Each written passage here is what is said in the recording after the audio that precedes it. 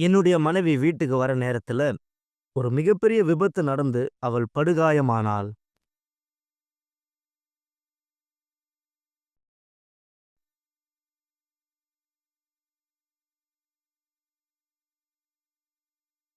14 நிமிஷத்துல வீட்டுக்கு வந்துர்றா அப்படின்னு சொன்னா. 14 நிமிஷம் கடந்துச்சு, வீட்டுக்கு வரல. அப்போ நான் என் மனைவிக்கு ஃபோன் பண்ணேன். யாரோ ஒருத்தர், ஒரு ஆண் ஃபோன் எடுத்து பதில் சொன்னார். எனக்கு ஒரு அதிர்ச்சியா இருந்தது. அவர் சொன்னார், "உன் மனைவி படுத்த படுக்கை ஆயிட்டாங்க." இந்த தகவல கேட்ட உடனே என் ஆத்துமா ஏதோ ஆனது போல். மூச்சு இழுத்து விட்டு சொன்னேன். அவங்க நீங்க யாருன்னு கேட்டாங்க. நான் அவருடைய கணவன். நான் அவர்கிட்ட கேட்டேன், "நீங்க யாரு?" நான் ஒரு பேராமெடிக். அப்ப அவர் சொன்னாரு, "உங்க மனைவி ஒரு மோசமான கார் விபத்துல சிக்கிக்கிட்டாங்க. நாங்க அவங்கள மருத்துவமனைக்கு கொண்டு செல்றோம்."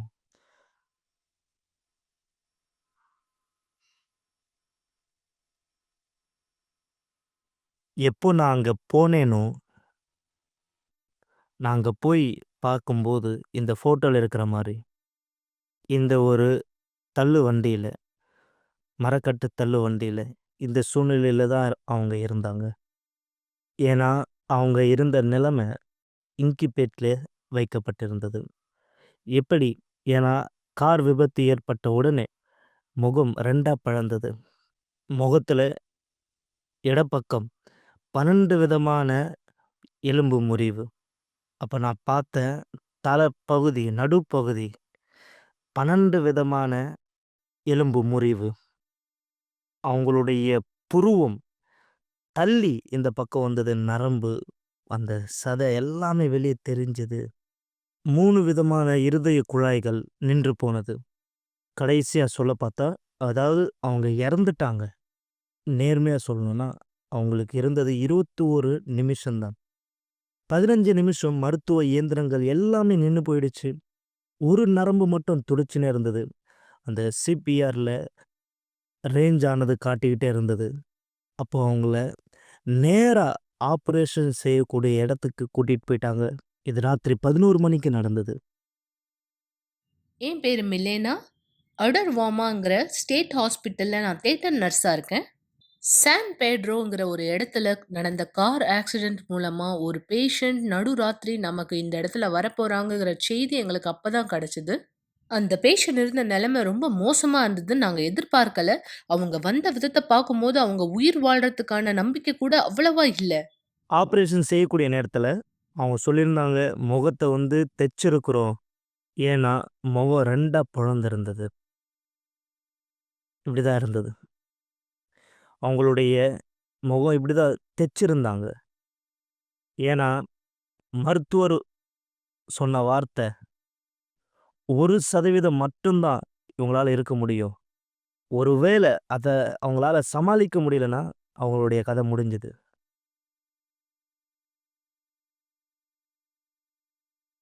எப்போ ஆப்பரேஷன் முடிஞ்சதோ, இப்படியே தான் நான் அவங்கள பார்த்தேன்.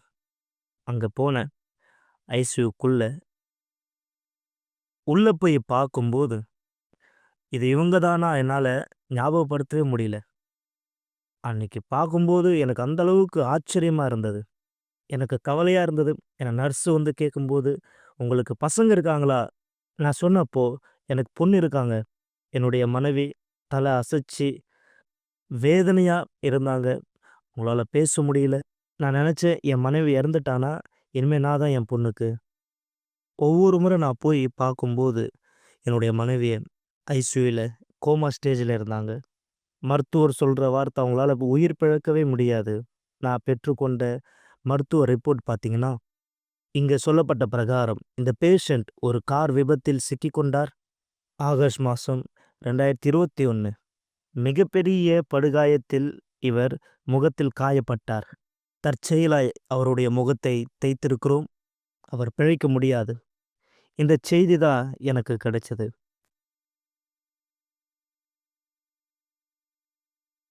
எப்போ நான் என்னுடைய மனைவி அந்த சூழ்நிலையில பார்த்தேனோ, தேவன் என்கிட்ட பேசினார். "பீடம் மட்டும் தான் இதை சரி செய்ய இயலும்." அந்த வார்த்தை எனக்குள்ள பலமா கேட்டுச்சு. எப்போ விபத்து நடந்ததோ, எல்லாருமே கை விட்டுட்டாங்க. ஆனா என் பீடத்தின் மேல நான் போனேன். நான் கீழ்ப்படிஞ்சேன். அந்த நேரம் தியாகம் கூட நான் இன்னும் ஆயத்தப்படுத்தல. நான் அங்க போனேன். முழு மனதோட, உறுதியா நான் அந்த நேரம் என்னுடைய மனைவிய மாத்த விரும்பினேன். ஏன்னா, எந்த அளவுக்கு நான் செலவுகள் செய்திருந்தாலும், இது அவங்கள குணப்படுத்தாது. 1% மட்டுமே தான் அப்படின்னு சொன்னாங்க. நான் நம்பிக்கை விடல. ஆண்டவருடைய பீடத்தின் மேல நான் ஏறினேன்.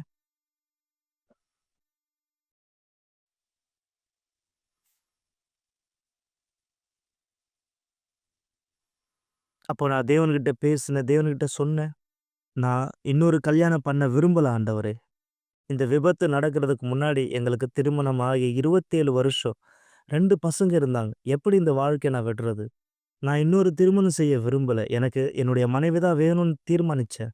அந்த வாரம் நான் தியாகம் செஞ்சேன். அந்த நேரம் என்னுடைய மனைவி இன்னும் கோமால தான் இருந்தாங்க. என்னுடைய மனைவி இன்னும் ஒரு வார்த்தை கூட பேசல. அவங்களால வாய திறந்து கூட எதுவும் சொல்ல முடியல. கொஞ்ச நாள் கழிச்சு என்ன ஆயிடுச்சுன்னா, அவங்க இருதயம் துடிக்க ஆரம்பிச்சது. என்னுடைய மனைவிக்கு 2 சகோதரர்கள் இருந்தாங்க. அவங்க ஹாஸ்பிட்டல்ல இருந்து பார்த்துக்கிட்டாங்க. அப்போ நான் அவங்கள பார்க்கும்போது ஒரு பதட்டத்தோட ஒரு மாரியா இருந்தாங்க. அப்போ நான் வந்து கேட்டேன், "என்ன நடக்குது? ஏதாவது நீ என்கிட்ட சொல்ல விரும்புறியா?" அப்போ அவங்க சொன்னாங்க, "நான் சொல்றத நீ கேட்க ரெடியா இருக்கிறியா? நான் என்ன சொல்ல போறேன்ட்டு."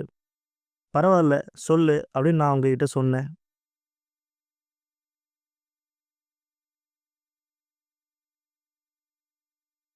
இதுதான் அந்த செய்தி.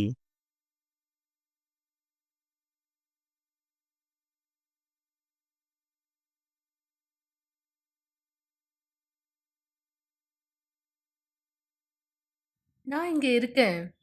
நான் இங்க இருக்கேன் பாஸ்டர் உயிரோட. 18 நாளுக்கு அப்புறமா தான் நான் கண் விழிச்சேன். எனக்கு ரொம்ப குழப்பமா இருந்துச்சு. நான் எங்க இருக்கேன்னு தெரியல. என்ன நடக்குதுன்னு எனக்கு தெரியல. நான் மறு உத்தரவு குடுத்த பிற்பாடு, எனக்கு அந்த நேரத்துல சாப்பிடணும்னு மட்டும் தான் தோணுச்சு. நான் அதுக்காக ஏங்கிக்கிட்டு, கத்திக்கிட்டே இருந்தேன். எனக்கு உணவு வேணும், தண்ணி வேணும். ஆனா என்னால சாப்பிட முடியாது. ஏன்னா எனக்கு ட்ரக்கியாஸ்டமிங்கிற சுவாச டியூப எனக்காக செலுத்தியிருந்தாங்க. ஆனா நான் சாப்பிட விரும்பினேன். எனக்கு தண்ணி வேணும், எனக்கு சாப்பாடு வேணும். அந்த தருணத்துல தான் எனக்கு மயக்கம் கொஞ்சம் கொஞ்சமா கம்மியாச்சு. இன்டியூபேஷன்ல வச்ச என்னோட டியூப எடுத்துட்டாங்க. வெறும் ட்ரக்கியாஸ்டமிங்கிற டியூப் மட்டும் எனக்குள்ள வச்சிருந்தாங்க. சிகிச்சை முறைகள் எனக்குள்ள பலன் அளிக்குதுங்கிறத தெரிஞ்சுக்கிட்ட பிற்பாடு, எனக்கு தண்ணி குடுக்க ஆரம்பிச்சாங்க. அதற்கு மேற்கொண்டு நான் செல்ல ஆரம்பிச்சேன். 3 வருஷ காலமா அவங்கள தொடர்பு கொள்ளக்கூடிய எந்த விதமான தகவலும் எங்ககிட்ட கிடையாது. அவங்கள பத்தி செய்திகள் எனக்கு தெரியும். நான் கேட்டிருக்கேன். ஆனா அவங்களுடைய தொடர்பு தகவல் எதுவுமே எனக்கு தெரியாது. ஆனா இப்போ நான் அவங்கள நேரடியாவே பார்த்தேன். இது ரொம்பவும் சந்தோஷமா இருக்கு. மேலும் அவங்க நல்லபடியா சாதாரணமா எல்லார போல வாழ்றாங்கங்கிறத நான் தெரிஞ்சுக்கிட்டேன். நாங்க எப்படி மக்கள பார்த்துக்கிறோமோ, அந்த மாதிரி இன்னைக்கு அவங்க மக்கள பார்த்துக்கிறவங்களா இருக்காங்க. எங்களால உறுதியா சொல்ல முடியும். இந்த பேஷண்ட் உண்மையாவே தேவனுடைய அதிசயத்தினால உயர்த்தப்பட்டவங்களா இருக்காங்க. இன்னைக்கு நான் இங்க இருக்கேன். என்னுடைய குடும்பத்தாரோட இருக்கேன். என் கணவரோட இருக்கேன். இன்னைக்கு என்னுடைய உண்மையான மகிழ்ச்சி, சந்தோஷம் என்னன்னா, ஆலயத்துக்குள்ளாக இருக்கிறது மட்டும் தான். எங்களால ஆண்டவராகிய இயேசு என்ன அவங்க வாழ்க்கையில செய்ய முடியுங்கிறத மக்களுக்கு சொல்ல முடியுது. அவங்க அத நம்புனாங்கன்னா, அவங்களுடைய வாழ்க்கைய முழுமையா அர்ப்பணிப்பாங்க. இன்னைக்கு நான் இருக்கிற விதத்த பார்த்து அத ஏத்துக்கணும்னா, உண்மையாவே கடினமா இருக்குங்கிறத நான் உணர்ந்திருக்கேன். ஆனா, இப்ப நான் கண்ணாடிய பார்க்கும்போது, "நீ ரொம்ப அழகா இருக்கன்னு" நான் சொல்லுவேன். ஏன்னா, எல்லாவற்றுக்கும் மேலாக பரிசுத்த ஆவியானவர் எனக்குள்ளாக வாழ்ந்து கொண்டிருக்காரு. அவர் தான் என்னை இந்த விதத்துல உணர வைக்கிறாரு. சில நாட்களுக்கு முன்னாடி என்னுடைய கணவர் கேலி செஞ்சு சொன்னாரு, "இங்க பாரு, உனக்கு இங்க ஒரு கண்ணு கிடையாது. ஆனா பரலோகத்துல உனக்கு 2 கண்களும் இருக்கும்னு" சொன்னாரு. இது உண்மை. எனக்கு 1% உயிர் வாழ தான் வாய்ப்பு இருந்தது. மேலும் என் குடும்பத்தார் இடத்துல சொல்லியிருந்தாங்க, இறுதி சடங்குல வைக்க திறந்த வழியா இருக்கிறதுக்காக என்னுடைய முகத்த தைப்பாங்கன்னு. அந்த 1% வாய்ப்ப மட்டும் தான் நாங்க பீடத்து மேலாக வைத்தோம். மேலும் 100% விசுவாசத்த நாங்க பீடத்து மேல வைத்தோம். இன்னைக்கு அது 1000% எங்களுக்கு பதில் அளிச்சுக்கிட்டு இருக்கு. கவலைப்படுவதை நிறுத்துங்கள் என்ற நிகழ்ச்சியை பார்த்து கொண்டிருப்பதற்கு மிக்க நன்றி. கூட்டம் முடிந்த பிற்பாடும் நீங்கள் எங்களை தொடர்பு கொள்ளலாம். மறந்து விடாதீர்கள். எங்களுடைய எண் 9384638738. நன்றி. வணக்கம் பிரியமானவர்களே, விசுவாசிக்கிறவங்கள் ஒவ்வொருவரையும் தேவன் ஆசீர்வதிக்கட்டும். இந்த நேரம் நீங்க பார்த்த இந்த சாட்சியானது தேவன் வல்லமையானவர் என்பது இந்த இடத்துல மீண்டுமாய் நிரூபிக்கப்பட்டதனுடைய ஆதாரம். இந்த விபத்திலே இந்த நபர் மரித்திருக்கலாம். ஆனா ஏன் இவர் மரிக்கல? சில நேரம் தேவன் அவர் திட்டங்களை இந்த இடத்துல வகுக்கும் பொழுது அந்த திட்டங்களானது நம்மால் யோசித்து பார்க்க முடியாததா இந்த இடத்துல இருக்கிறது. ஏன்னா நீங்க ஒருவேளை எனக்கு சொல்லுங்க, எத்தனை பேர் இப்படியான ஒரு செய்தி கேட்டிருக்கீங்க? தடுத்து விழுந்தவர்கள் மரித்ததை. ஏன்? ஏன்னா அவர்களுடைய முடிவு அவ்வளவுதான். அவர்களுடைய ஆத்துமா அவர்களிடத்திலிருந்து எடுக்கப்பட்டது. ஆனா இந்த நபருடைய சூழ்நிலையிலே இந்த சாட்சியை பார்த்தபொழுது மிகப்பெரிய விபத்து. இவர் பிழைக்க வாய்ப்பே இல்லை என்கிற ஒரு சூழலை. ஆனால் இவர் உயிரோடு இந்த இடத்துல இருக்கார். இன்னைக்கு தேவனுடைய விருப்பத்தை செய்கிறவராய், தேவனுடைய வார்த்தையை பலருக்கு கற்றுக் கொடுக்கிறவராய், தேவனுடைய மனுஷியாய் பயன்படுத்துகிறவர் ஒருவராய். ஏன்?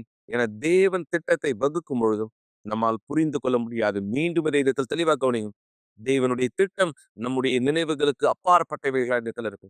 எனவே தான் தேவன் உங்களுக்கும் வாய்ப்பானதை கொடுக்க விரும்புறார். உங்களுடைய சூழ்நிலையை இந்த இடத்தில் மாற்றிக்கொள்ள. யார் நீங்க தற்கொலை குறித்து யோசிச்சுட்டு இருக்கீங்களோ, யார் உங்க வாழ்க்கை அவ்வளவுதான், இதான் என்னுடைய விதி, இதுதான் என்னுடைய வாழ்க்கை, இப்படியாக தான் இந்த இடத்துல பிறந்தே, இப்படியாக தான் இந்த இடத்தில் இறக்க போகிறேன், என்னுடைய வீடு இதுதான், என்னுடைய சமுதாயம் இதுதான், என்னுடைய குடும்பம் இதுதான், நான் இப்படியான ஒரு அழிவின் வாழ்க்கையை மட்டுமே வாழ்கிறவனா இந்த இடத்துல இருந்தேன், என் வாழ்க்கையில் எந்த மாற்றமும் நடக்க போவதில்லை, இப்படியான யோசனை உங்களுக்குள்ள இந்த இடத்துல இருக்கணும். நீங்க தெளிவாக கவனி. இந்த யோசனை தவறானது. என தேவன் அவர் தன் வார்த்தையில சொன்னார், அதனாலே என்னை சோதித்து பாருங்கள். எதனால பாச? உண்மைத்தன்மையோடு நாம் தேவனுக்கு கீழ்ப்படியும் பொழுதும், உண்மைத்தன்மையோடு நாம தேவனுக்கு கீழ்ப்படியும் பொழுது தேவன் சொன்னார், அதனால் என்னை சோதித்து பாருங்க. உங்க பிரச்சனை என்ன? உங்க பிரச்சனையினுடைய அளவு எவ்வளவு? உங்க பிரச்சனையுடைய அளவு எவ்வளவு பெரியதோ, மக்களை தெளிவாக கவனி, உங்க பிரச்சனையுடைய அளவு எவ்வளவு பெரியதோ அவ்வளவு பெரியது நீங்கள் கைப்பற்ற போகிற சாட்சி. எனவே பிரச்சனையுடைய அளவை பார்க்காதே, உங்க விசுவாசத்தினுடைய அளவு தேவன் மீது வெளிப்படுத்தக்கூடியதாய் அவருடைய பதிலானதை நீங்கள் பெற்றுக்கொள்வீர்கள். இந்த நேரம் நான் இந்த இடத்துல உங்களோட பேசுவது இன்னும் தெளிவான விளக்கத்தை இந்த இடத்துல கொடுக்கும்படி இன்னொரு நபருடைய சாட்சியோடு நான் உங்களுக்கு உதவி செய்ய இந்த இடத்துல விரும்புகிறேன். ஏன்னா இந்த நபருக்கு வியாபாரம் இருந்தும் இவர் வாழ்க்கை புரோஜனம் இல்லாத ஒரு வாழ்க்கை போல இடத்துல இருந்தது. என்ன நடந்தது? இவர் எப்படியாக சூழ்நிலையை ஜெயித்து இந்த சாட்சியை பகிர்ந்து கொள்ள நம்ம மத்தியில் இந்த இடத்தில் இன்று இணைந்தவராய் இந்த இடத்துல இருக்கிறார். சாட்சியை பாருங்கள், பிற்பாடு உங்களோடு பேசுகிறேன். என் பேர் வந்து சரவணன் சார். வயசு வந்து 43. அதாவது நான் யூனிவர்சிட்டியில் எதுக்கு முதல்ல வந்தேன்னா, எனக்கு வந்து எப்போ பார்த்தாலும் தற்கொலை எண்ணங்கள் வந்துக்கிட்டே இருக்கும். அப்புறம் தூக்கமே இருக்காது. இரவனும் தூக்கம் இருக்காது, பகலையும் தூக்கம் இருக்காது. ஒரு நிம்மதியே இருக்காது. எப்போவுமே என்னை யாரோ ஒருத்தர் பயமுறுத்துற மாதிரியே இருக்கும். எனக்குள்ள ஒரு திகில் இருந்துகிட்டே இருக்கும். அதாவது ஒரு 10 வருஷத்துக்கு முன்னாடி திடீர்னு எனக்குள்ளாக ஒரு ஏதோ ஒன்று நுழைந்த மாதிரி இருந்தது. நல்லா ஞாபகம் இருக்கு. அது நுழைந்த அன்னைக்கே எனக்கு வந்து இரவில் தூக்கமே கிடையாது. சரி, நார்மலாக நம்ம என்னைக்காவது ஒரு நாள் தூங்காமல் இருந்து விட்டுட்டேன். காரணமே இல்லாமல் தற்கொலை எண்ணங்கள், ஏதாவது பண்ணிக்கணும், இந்த உலகத்தை வாழவே கூடாது, எந்த காரணமும் இல்லாமல் ஒரு தற்கொலை எண்ணங்கள் என்னை மிரட்டிக்கிட்டே இருக்கும். என் சிந்தனைக்குள்ள ஏதோ ஒன்று பேசுகிற மாதிரி இருக்கும். எனக்குள்ளாக ஏதோ ஒன்று என்னை இயக்குற மாதிரி இருக்கும். எனக்கு விஷயமும் புரியாது. ஒருவேளை நமக்கு தான் இது மாதிரி தோணுதா? அப்போ ஃப்ரெண்ட்ஸ் சர்க்கிளில் கேட்பேன், இன்னும் இதை மாதிரிலாம் சொல்கிறேன், நல்ல டாக்டரை பாரு, நல்ல சைக்காட்ரிஸ்ட் பாரு. அப்புறம் நான் வீட்டில் சொன்னேன்னா என்ன சில டாக்டர்கிட்ட கூப்பிட்டு போனாங்க. அவங்க செக் பண்ணிட்டு ஒன்றும் இல்லை, நார்மல், ஒரு தூக்கம் இல்லாமல் இருக்காரு, அதனால் ஸ்ட்ரெஸ்ஸாக இருக்கணும், டேப்லெட் கொடுப்பாங்க. ஆனால் எந்த டேப்லெட் போட்டாலும் எனக்கு தூக்கமே வராது. ஒரு எப்படி பார்த்தாலும் விடிகாலையில் நான் 4:30 5 மணி தான் தூங்குவேன். அதுவும் ஒரு 1 hour 1 hour தூங்குவேன். அதுக்கப்புறம் நான் கண்ணை விழிச்சிட்டேன்னா, டாய்லெட் போக கண்ணை விழிச்சிட்டோம், திருப்பி எனக்கு தூக்கமே வராது. அந்த 24 மணி நேரத்தில் எனக்கு வந்து அதிகபட்சமாக நான் 2 மணி நேரம் தூங்குறதே பெரிய விஷயமா இருக்கும். அப்போ நான் என் குடும்பத்தை சொல்லல, அவங்க சில இடங்களில் போய் என்னை கூப்பிட்டு போனாங்க. அங்கே சில விஷயங்கள் செய்ய சொன்னாங்க. அதாவது விஷயங்கள்லாம் இரவில் தங்குங்க, நடந்து போங்க, விரதம் இருங்க, சில விஷயங்கள் சொன்னாங்க. சரி, யார் என்ன சொன்னாலும் நமக்கு ரிலீஃப் கிடைக்கணும்னு நான் செஞ்சேன். ஆனால் எனக்கு 1% கூட அதில் எந்த ரிலீஃபும் கிடையாது. யார் என்ன சொன்னாலும், சொந்தக்காரங்க, தெரிஞ்சவங்க, ஃப்ரெண்டு, யார் என்ன சொன்னாலும் அது செய்வேன்.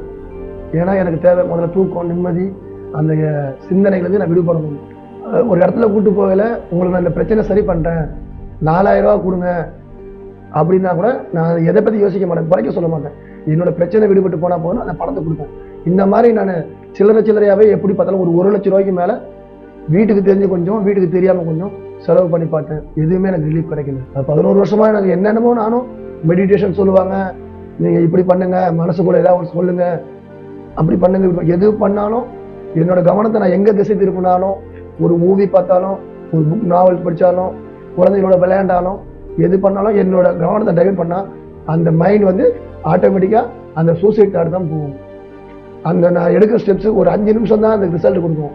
ஒரு நாவல் படிக்கிறேன்னா ஒரு 5 நிமிஷம் தான் அந்த கதை என் மனசுக்குள்ள ஏறும். அதுக்கப்புறம் என்ன படித்தாலும் அந்த மனசுக்குள்ள எனக்கு ஏறாது. அதாவது அந்த பழைய ஞாபகம் தான் வரும். அந்த சொல்லிக்கிட்ட மனசுக்குள்ள என்ன வந்து தற்கொலை பண்ணிக்கணும், இனிமேட்டு உனக்கு சான்ஸே கிடையாது, நீ எங்கே போய் நீ உன்னை காப்பாற்றிக்குவ, எல்லாம் பண்ணியாச்சு, எல்லா விஷயம் பண்ணியாச்சு, டாக்டர்கிட்ட போயாச்சு, எல்லா விஷயம் பண்ணியாச்சு, இனி பண்ண ஒன்றுமே கிடையாது, லாஸ்ட்டு இதுதான் நீ கார்னர், இதுக்கு மேலே நீ இந்த உலகத்தை இருக்கக்கூடாது, இருந்து என்ன பிரயோஜனம் அப்படின்னு அந்த எண்ணங்கள் வந்து மிரட்டிக்கிட்டே இருக்கும். அதே சொல்யூஷன் கொடுக்கும், எப்படி சூசைட் பண்ணிக்கணும், எந்த ஸ்டெப் எடுக்கணும், எங்கே போகணும், எல்லாமே அந்த எண்ணங்கள் என்னை கைட் பண்ணும். அதாவது தற்கொலை பண்ணணும்னு என்ன வரையில எனக்குள்ள நான் ஒரு சான்ஸ் கொடுத்துப்பேன். இன்னும் ஒரு வாரம் பார்ப்போம், நம்ம மைண்டை வேற ரூட்ல வைப்ரேஷன் பண்ணி பார்ப்போம்.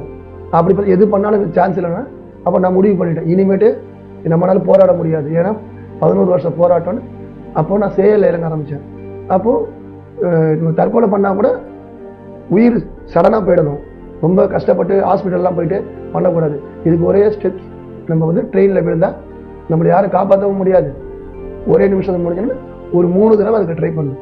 இப்போ தற்கொலை பண்ணான்னு போகையில் நான் தண்டவாளத்துக்கிட்ட நிற்கையில் ஏதாவது ஒரு ட்ரெயின் வேகமாக வர ட்ரெயினில் விழலான்னு நிற்பேன். ட்ரெயினில் ரொம்ப மெதுவாக வரும். அப்போ அந்த ட்ரெயின் கிட்ட வரையில் எனக்குள்ள ஒரு கான்ஷியஸ் வரும், ஏன் நம்ம இன்னும் கொஞ்சம் டைம் எடுத்துக்கூடாது, இன்னும் கொஞ்சம் ட்ரை பண்ணக்கூடாது.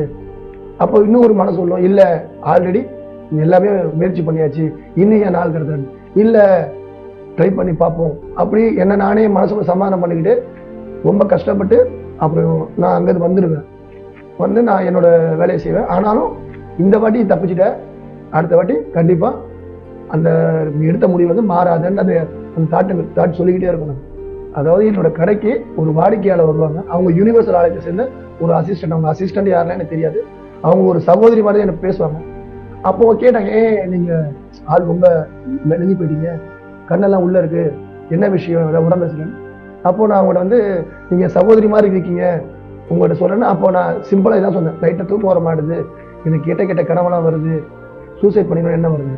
அப்போ அவங்க சொன்னாங்க, நீங்கள் வந்து இங்கே யூனிவர்சல் நாலேஜுக்கு வாங்க, அங்கே வந்து அவங்களுக்கு பிரச்சனை சரியாகும் அப்படின்னாங்க. அப்போ அவங்க சொல்லல, சரி நம்ம பிரச்சனை நம்ம எங்கெங்கேயோ போனோம், இங்கேயும் போய் ட்ரை பண்ணி பார்ப்போம், கடைசியாக ஒரு ட்ரை பண்ணி. அப்போ நான் போனேன். போகையில் இந்த மாதிரி இப்போ ஃபஸ்ட்டு மீட்டிங்கில் இருக்கையில் நீங்கள் எங்கேருந்து வாங்கி கேட்டாங்க, நீங்கள் தான் இந்த பிரச்சனை. அப்போ அவங்க சொன்னாங்க, சரி தொடர்ச்சியாக வாங்க, விசுவாசமாக வாங்க, உங்கள் பிரச்சனை விடுதலை ஆகிடுவாங்க. அப்போ நான் தொடர்ச்சியாக போக ஆரம்பித்தேன். எனக்குள்ள ஒரு நம்பிக்கை, சரி எவ்வளவோ செலவு பண்ணோம், இது வந்து நம்ம ஒரு முயற்சி தானே, இதையும் பண்ணி பார்க்கணும். அப்போ நான் தொடர்ச்சியாக வாரத்தில் புதன்கிழமை, வெள்ளிக்கிழமை, ஞாயிற்றுக்கிழமை 3 பிரேயரை வந்து மிஸ் பண்ணாமல் தொடர்ச்சியாக வர ஆரம்பித்தேன். அப்படி நான் வந்துட்டு இருக்கையில் ஓரளவு நிவாரணம் கிடைச்சிது. அந்த எண்ணங்கள் வந்து கொஞ்சம் ரிலாக்ஸ் ஆச்சு. அப்போ நான் எல்லாரும் பக்கத்தில் கேட்பேன், உங்களுக்கு என்ன ஆச்சு, நீங்கள் எதனால் வந்தீங்க, இந்த பக்கத்தில் கேட்பேன், உங்களுக்கு என்ன ஆச்சு எதனால் வந்தீங்க. இப்போ அவங்களுக்கு சொல்லுவாங்க வாழ்க்கையில் இருந்து, இவங்க வாழ்க்கையில நடந்திருக்கேன், எனக்கு நடக்க மாட்டேது, நான் வந்து ஏறக்குறைய ஒரு 3 மாதம் மேலே வரேன்னு, எனக்கு முழு ரிசல்ட் கிடைக்கலையே அப்படின்னு ஒரு நாள் பாஸ்டர் சொன்னார், நீங்கள் வந்து உங்கள் வாழ்க்கையை பீடத்து மேலே அர்ப்பணிங்க, 100% அர்ப்பணிங்க, 50% 20% 100% நம்பி வாங்க, உங்கள் பிரச்சனை என்னன்னு பீடத்துக்கு மேலே சொல்லுங்கள், கண்டிப்பாக ஒரு விடுதலை கிடைக்கினாரு. அப்போது நான் ஒரு தீர்மானம் பண்ணேன், இனிமேட்டு இழக்க ஒன்றுமே கிடையாது, எல்லா வழியும் ட்ரை பண்ணியாச்சு. நம்ம ஒரு தீர்மானம் எடுத்து பீடத்துக்கு போய் போய் நின்று அவர்கிட்ட தேவன்கிட்ட சொன்னேன், தேவனே நான் யாரையும் நம்பலை, எல்லா முயற்சி பண்ணிட்டேன், கடைசி முயற்சி நீங்கள் என்னை கைவிட்டீங்கன்னா அவ்வளோதான், அதனால் 100% என்ன நான் மாற்றிக்கிறேன்னா கீழ்ப்படுகிறேன், வார்த்தை கீழ்ப்படுகிறேன், எந்த கெட்ட எண்ணங்கள், கெட்ட வார்த்தைகள், கெட்ட சகவாசங்கள்லாம் என்னை நானே மாற்றிக்கிறேன்னு நான் ஒரு தீர்மானமாக 100% நான் ஒப்படைக்கல. நல்லா தெரியுது, எனக்குள்ளாக ஒரு அந்த வைப்ரேஷன், பேட் வைப்ரேஷன் வந்து அதோட பவர் கம்மியாக ஆரம்பிச்சு. அதோட பவர் வந்து ஃபஸ்ட்டு ரொம்ப ஸ்ட்ராங்காக இருந்தது, அதோட பவர் நாளுக்கு நாள் கம்மியாகல. அப்போ கூட அந்த ஆகா தேவன் வந்து என் வாழ்க்கையில் கண்டிப்பாக வேலை செய்கிறாரு, நான் ஒரு தீர்மானம் எடுத்து என்னைக்கு நான் பீடத்துக்கு மேலே நின்னனோ அதோட பவர் கம்மியாக ஆரம்பிக்கல. நல்லா தூங்க ஆரம்பித்தேன், அந்த எண்ணங்கள் சிந்தனை ஓட்டங்கள் இருந்துச்சு.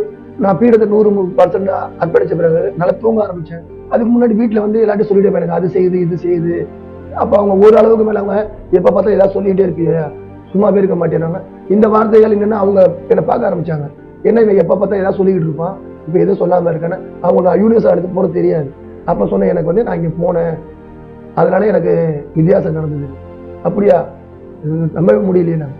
நானும் நம்பாம தான் போனேன். எல்லாரும் சொன்னாங்க கண்டிப்பா இப்ப நல்லா தூங்குறேன்.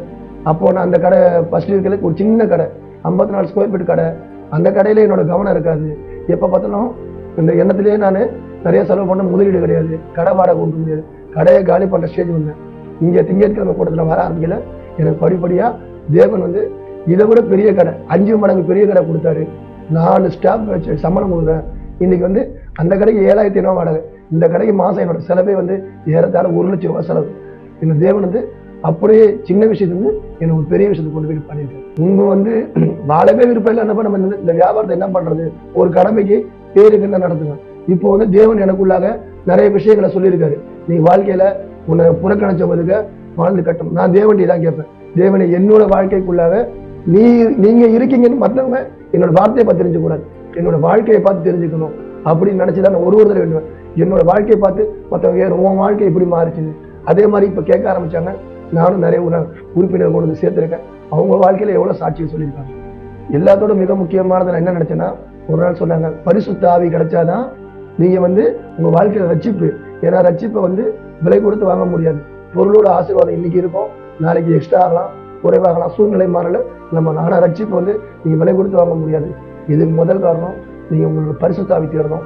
பரிசுத்த ஆவிக்கு நீங்க கவனம் கொடுக்கணும்னா, நான் புதன்கிழமை பேர்ல நான் வேற எதையுமே கேட்க மாட்டேன்.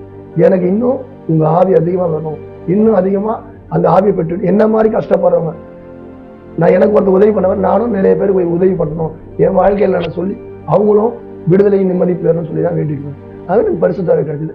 கண்டிப்பா இப்போ நான் பீஸ்ஃபுல்லா இருக்கேன், எனக்கு எந்த பயமும் கிடையாது. நான் மற்ற மக்கள்கிட்ட என்ன சொல்ல விரும்புறேன்னா, சூழ்நிலைகள் வந்து நமக்கு முன்னாடி ரொம்ப கஷ்டமா தெரியும். ஏன்னா இதுதான் முடிவு, இதுக்கு மேல வாய்ப்பே கிடையாது, வழியே கிடையாது, சொல்யூஷனே கிடையாது.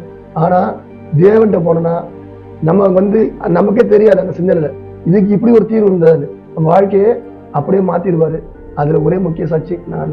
ஏன்னா சான்ஸே கிடையாது, எல்லா வழியிலும் ட்ரை பண்ணியாச்சு, லாஸ்ட் ஃபைனல் இதுதான் ஒரு முடிவு எடுத்தேன். என் வாழ்க்கை மாறிச்சு. என் வாழ்க்கை எப்படி மாறிச்சோ அதே மாதிரி கண்டிப்பா உங்க வாழ்க்கையும் மாறும். நீங்க தேவனை நம்பினீங்கன்னா 100% நம்பினீங்கன்னா இதுல எந்த சந்தேகமும் கிடையாது, கண்டிப்பா உங்க வாழ்க்கையான மாறும். கவலைப்படுவதை நிறுத்துங்கள் என்ற நிகழ்ச்சியை பார்த்து கொண்டிருப்பதற்கு மிக்க நன்றி. கூட்டம் முடிந்த பிற்பாடும் நீங்கள் எங்களை தொடர்பு கொள்ளலாம். மறந்து விடாதீர்கள், எங்களுடைய எண் 9346387738. நன்றி.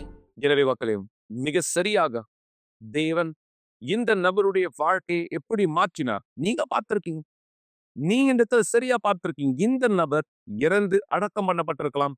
இந்த நபர் அவருடைய வியாபாரத்தை இந்த இடத்துல மூடி தன்னுடைய சொந்த வேலையை பார்க்க போகிறேன் என்று இந்த இடத்துல அவர் இன்னொருத்தர் கீழே வேலையானது இந்த இடத்துல பார்க்க சென்றிருக்கலாம். இவருடைய வாழ்க்கை இந்த இடத்துல அவமானம் நிறைந்ததாய் அல்லது பல பிரச்சனை நிறைந்ததாய் இந்த நாள் வரை ஒரு அழிக்கப்பட்ட வாழ்க்கை இந்த இடத்துல வாழ்ந்திருக்கலாம். ஆனா எல்லாமே இந்த இடத்துல மாறியது, எல்லாமே மாறியது. எப்படியாக? விசுவாசம் வெளிப்படுத்தப்பட்ட காரணத்தினாலே, விசுவாசம் கீழ்ப்படிதலோடு நிரூபித்த காரணத்தினாலே தேவன் அதி அற்புதமானவைகளை இந்த இடத்துல செய்தவராய், செய்கிறவராய், செய்ய போகிறவராய், தொடர்ந்து நகர்கிறவராய் இந்த இடத்துல இருக்கார். எனவே தேவன் உங்க வாழ்க்கை இந்த இடத்துல மாற்ற ஒரு அனுமதியானது இந்த இடத்துல கொடுங்க. உங்களுடைய பிரச்சனைகள், உங்களுடைய கடினங்களுடைய சூழ்நிலை என்னவாக இடத்துல இருந்தாலும், ஒருவேளை நீங்க அதை ஜெயிக்க முடியாதுங்கிற மனப்பான்மைக்கு இந்த இடத்துல வந்திருந்தாலும் கூட அந்த சூழலை எடுத்து தேவனிடத்துல படையும். ஏன்னா அவர் காரியங்களை வாய்க்க பண்ணுகிறவராய் இந்த இடத்துல இருக்கிறாரே. ஆம், அவர் காரியங்களை வாய்க்க பண்ணுகிறவராய் இருக்கார். அவர் உங்களுக்கான சிறந்ததை இந்த இடத்துல கொடுப்பார். நீங்க இந்த சிறந்த பதிலானதை இந்த இடத்துல பெற்றுக்கொள்ள தேவனுக்கு அனுமதி கொடுங்க. விசுவாசத்திலே தேவன் உங்க வாழ்க்கை இந்த இடத்துல மாற்ற மக்களே. ஆம், நீ நம்புறீங்களா? கரங்களிட்டு இப்பொழுதே தேவன் இந்த நபர் யார் விசுவாசிக்கிறாரோ நீ சொல்லி இது எழுதப்பட்டவா இந்த இடத்துல இருக்கிறதே. இந்த வார்த்தை இவர் மீது நிச்சயமாக்கப்படட்டும். இந்த வார்த்தையிலே நீர் வாக்களித்தபடி இவர் எந்த பதிலுக்காக இருக்க விரும்புகிறாரோ அந்த பதிலானதை இந்த இவர் பெற்றுக்கொள்ளட்டும். இவருடைய வாழ்க்கை, இவருடைய வழிகள், இவருடைய செயல்கள் எல்லாமே தேவனே உம்முடைய மகிமையின் சாட்சியம் திரும்பட்டும். இவரையும் ஒரு வீட்டையும் ஆசீர்வதிக்கிறேன், உம்முடைய கைகளில் ஒப்படைக்கிறேன். இயேசு கிறிஸ்துவின் பெயராலே ஆமென். தேவன் உங்க விசுவாசத்தை கனம் செய்யட்டும். உங்களுடைய விசுவாசம் மிக நிச்சயம் கனம் செய்யப்படும் என தேவன் மாறாத தேவனாக இந்த இடத்துல இருக்கிறார். அருமையான வார்த்தை கவனிங்க மக்களே. தேவன் மாறாதவராய் இருக்கிறார். இது ரகசியம். நீங்க யார் அவர் மீது உங்க விசுவாசத்தை வைத்தவரா இருக்கீங்களோ, நீங்க யார் தேவனுடைய பதிலை இந்த இடத்துல கடந்த காலங்களில் இந்த இடத்துல பார்த்தீர்களோ, பெற்றீர்களோ, இன்றும் அதை செய்ய வல்லமையான தேவனாய் அவர் இருக்கிறார். தேவனோடு முன்னுக்கு செல்லுங்க. இந்த விசுவாசத்தினுடைய ஆவியிலே அவர் உங்க வாழ்க்கையை முழுமையா இடத்துல மாற்றட்டும். நாளை குறிப்பாக இந்த ஆவிக்குரிய விடுதலை நீங்க பெற்றுக்கொள்ளும்படி உங்க வாழ்க்கையில் இருக்கிற எல்லா ஆவிக்குரிய சுவர்களும் தகர்த்து எரியப்படும். இந்த 5வது விசுவாசத்தினுடைய வெள்ளிக்கிழமை, இந்த 13 வாரத்தினுடைய தொடர்ச்சங்கிலி ஜெபத்திலே எங்களோட இடத்தில் இணைந்திருங்க. உங்களுடைய கைகளில் நீங்க ரோஜாவை கொண்டு வர மறக்காதீங்க. ஏன் இந்த ரோஜா? உங்களுக்கு ஏன் தெரியலனா, கூட்டத்திலே உங்களுக்கான விளக்கம் கொடுக்கப்படும். நீங்கள் இந்த விசுவாசத்திலே தேவனுடைய அக்னியை உங்க வீடுகளுக்குள்ள இந்த இடத்துல பார்க்க, சுத்திகரிப்பினுடைய பதில் உங்க வாழ்க்கையிலே முழுமை பெற தேவன் அவர் சொன்னார், எல்லாமே முடிந்து போகும், எல்லாமே முடிந்து போகும். ஆனா உங்களுடைய ஆத்மா அப்படியானதல்ல. எனவே தேவன் உங்களுக்கு கொடுத்த இந்த வாய்ப்பை பயன்படுத்திக் கொள்ளுங்கள். அவருடைய திட்டம் உங்க வாழ்க்கையின் மீது இந்த இடத்தில் நிஜமாக்கப்பட முடியும். இந்த வீடியோ பாருங்க. இந்த வீடியோவோட இந்த இடத்துல விசுவாச நகரங்கள். நாளை உங்களை ஆலயத்தில் சந்திக்கிறேன். தேவனுடைய விடுதலை பெற்றுக்கொள்ள முடியாது. மேலும் அல்லது இந்த நிகழ்ச்சியிலே உங்களை மீண்டுமாய் சந்திக்கிறேன். விசுவாச நகரங்கள். தேவன் உங்களோடு இருக்கட்டும். இயேசுவின் பெயராலே. ஏய், என்னை நல்லா பாருங்க, என்னை நல்லா உத்து பாருங்க. நான் என்ன நினச்சிட்டு இருக்கேன்னு சொல்லுங்க. வயதானவன் நேரத்தை வீணாக்கிட்டு இருக்கான், கடைசி காலத்தை எண்ணிட்டு இருக்கான்னு நினைக்கிறீங்களா? உண்மையில் நான் இங்கே வந்தேன் உங்ககிட்ட சொல்கிறதுக்காக. எல்லாமே கடந்து போயிடும். நீங்கள் கற்பனை பண்ணி பார்க்காத வேகத்தை விட இது எல்லாமே நேற்று நடந்த மாதிரி இருக்கு. என்னுடைய விளையாட்டுகள், என்னுடைய அனுபவம், நான் எல்லாத்துலேயும் ஆர்வமாக இருந்தேன். எனக்கு இன்னும் கூட நல்ல ஞாபகம் இருக்கு. என்னுடைய அம்மா செய்கிற நல்ல உணவு என் குடும்பம் முழுவதும் ஒன்றா இணைவோம் ஞாயிற்றுக்கிழமையில.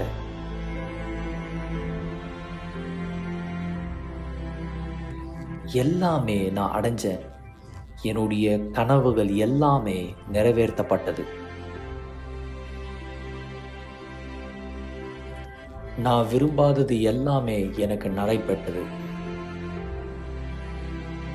என் கண்களை திறக்கும் போது எனக்கு 50 வயசா இருந்தது, 70 ஆச்சு, 90 ஆச்சு. எல்லாமே கடந்து போயிடுச்சு. எவ்வளோ நாட்கள்? எதுவுமே இல்லை. எல்லாமே கடந்து போயிடுச்சு. இது எல்லாமே கொஞ்ச நேரம் மட்டும்தான் இருக்கும்.